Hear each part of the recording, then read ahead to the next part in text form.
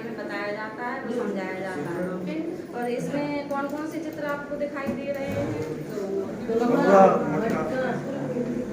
इसमें कौवा दिखाई दे रहा है और उसके बगल में एक पेड़ है और एक जो है नीचे एक जग रखा है, उसमें जो है पानी भरा हुआ है, लेकिन वो जब कितना है आ रहा है, और जो कौवा है उसे बहुत प्यास लगी है, वह प्यासा है और पानी की तलाश में इधर उधर हो रहा है, तो उसे एक जो है पानी का जग दिखाई दिया।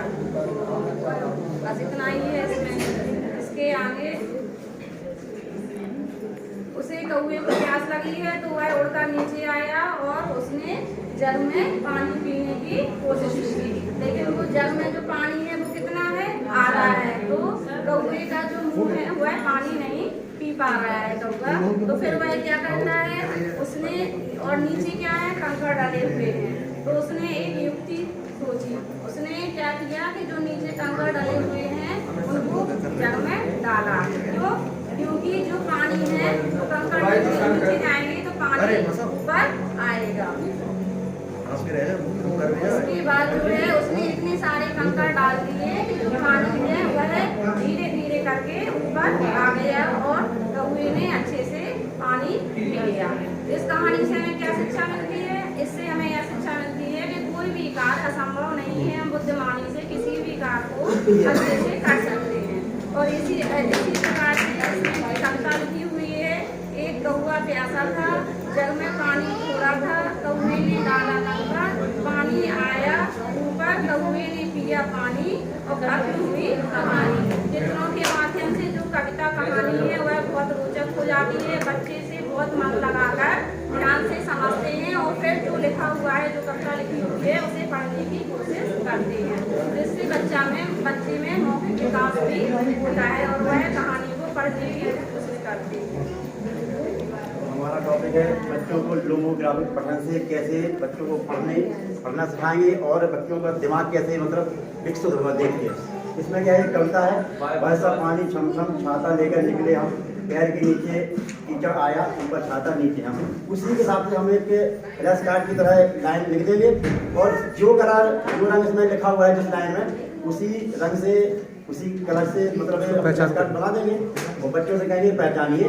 तो जब बच्चा पहली लाइन को ढूंढेगा इसमें कि पहली लाइन में क्या लिखा हुआ है और हम पहली लाइन पढ़ के सुनाएंगे और बच्चे ढूंढेंगे पहली लाइन ढूंढिए, तो बच्चे से इसमें मतलब मैच करके देखेगा, जिससे बच्चे की समझ विकसित हो जाएगी और बच्चा समझना। ये भाषा बोर्ड है, इसमें हम बच्चों को चित्रों के माध्यम से वर्ण तक ले जाएंगे ताकि वो वर्णों को पहचान सकें। तो जैसा कि इसमें देख रहा है कि चित्र बने हैं, सबसे पहले बच्चों को चित्र दिखाएंगे, चित्र को देख के बच्चे पहचान देगा कि चित्र किस चीज़ का है। बच्चे से जब पूछा ये क्या है, उन्होंने बताया कमल का फूल है।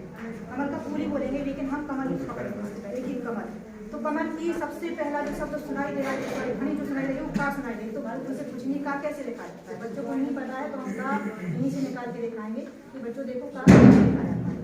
का से का के शुरुआत से अच्छा से मिलकर कमल नाम बन रहा है, जो एक नाम है और यहाँ दिख रहा है। इसी तरह से कम सा जो चित्र बने हुए उनके हम चित्र पहले दिखाएंगे, उनकी नहीं बोल पाएंगे तो से बच्चे पहचान लेंगे, फिर हम उनके बाणों का ज्ञान निकाल के उनसे संबद्ध करते हुए उनके बाणों का ज्ञान कराएंगे।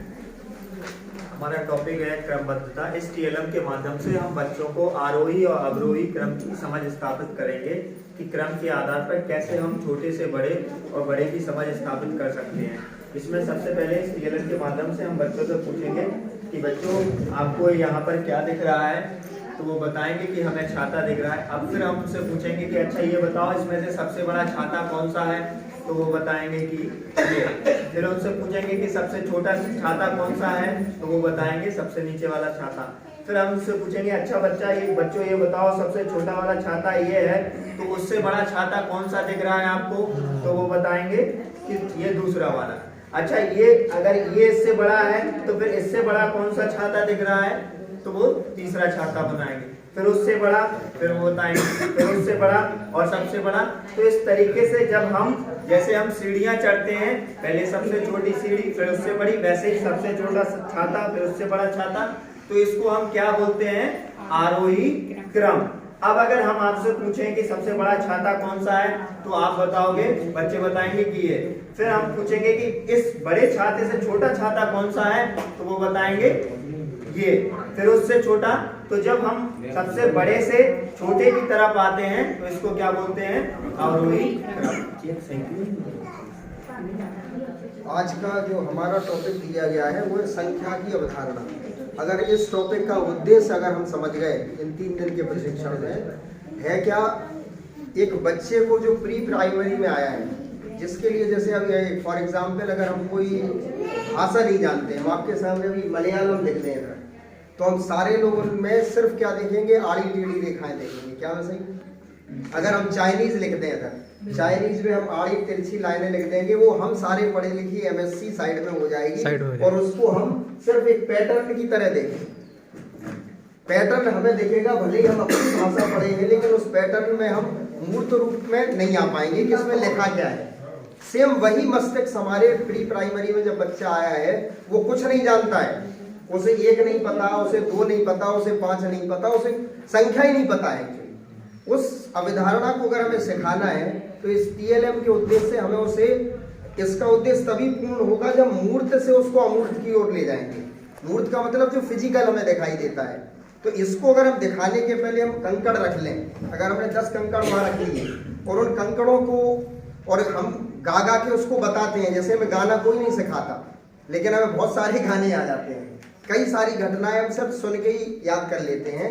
उस बच्चे को अगर हम सबसे पहले अगर संख्याओं को रटा देते हैं, हम लोग देखते हैं प्राय बच्चे प्राइमरी में पता पड़ा वो गिनती पूरी पढ़ ले रहे हैं, लेकिन जब अक्षर लिख रहे हैं 15 तो उसमें वो कंफ्यूज हो जा रहा है, क्योंकि उसे पता ही नहीं है कि ये 15 क्या है, तो उसको उससे कांटेक्ट नहीं कर पा रहा। इसका उद्देश्य मात्र इतना है कि अगर हम उसको अमूर्त चीजें दिखाएंगे तो इससे हम कई सारी चीजें उसकी क्लियर कर सकते हैं। पहले तो हम रंगों का ज्ञान करा सकते हैं, सरलतम चीजें जो उसके घर में पाई जा रही हैं। इसमें अगर हमने उससे बात की कि बेटा इसमें रंग कौन सा, रेड कलर कौन सा है, तो बताएगा पिंक कलर कौन सा है या ब्लू कलर कौन सा है, तो रंगों का भी ज्ञान कराया। फिर हमने उससे गिनती अगर आती है तो काउंटिंग हमने उससे कराई। अगर उसने काउंटिंग कर ली तो उसको ये पता चलेगा कि अगर हमने ये काउंट कर रहे हैं, ये 9 तक आ रहे हैं, तो इससे फिर हम यहाँ पूछ सकते हैं उससे कि इसमें 9 कहाँ लिखा है। तो हो सकता है वो पहला बच्चा इधर भी 9 बताए या यहाँ बताए, क्योंकि उसे इसका अमूर्त रूप नहीं पता है। धीरे धीरे करके जिस दिन हमने अगर उसको 1 से लेके 9 तक सिखा दिया तो वो दुनिया की सबसे बड़ी संख्याएं और अधिक मैक्सिमम चीजों को हल कर लेगा। ये इस टीएलएम का उद्देश्य है। Thank you very much.